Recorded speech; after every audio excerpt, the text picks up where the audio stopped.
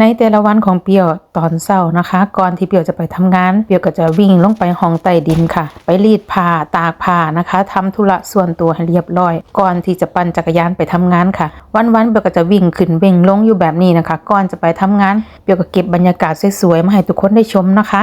นั่นแหละค่ะทุกคนทำธุระเสร็จเรียบร้อยแล้วเปียวก็เตรียมปั่นจักรยานไปทำงานค่ะเก็บบรรยากาศรอบๆบ้านมาให้ทุกคนได้ชมนะคะดอกไม้กำลังบานสวยเลยค่ะทุกคนนี่ค่ะทุกคนดอกซากุระสวยหรือเปล่าคะ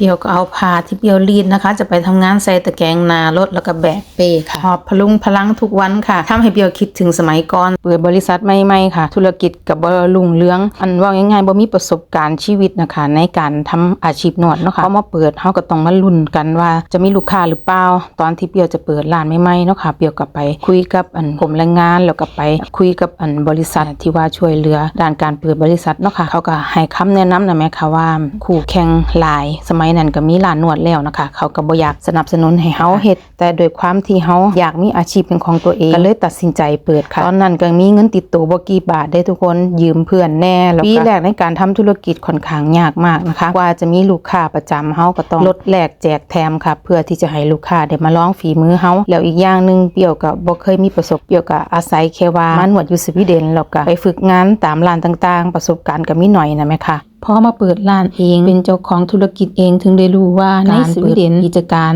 จะต้องเสียภาษี 50% แล้วที่เหลือเขาจะต้องมาหักค่าเช่ามาจ่ายบินจ่ายของจิปาถะกว่าจะเป็นเงินของตัวเองจนมาคิดว่าจะไปต่อหรือพอทัดซ้ำนี่แล้วอีกอย่างก็บ่รู้ว่าธุรกิจในเมืองนอกเฮ็ดจังใด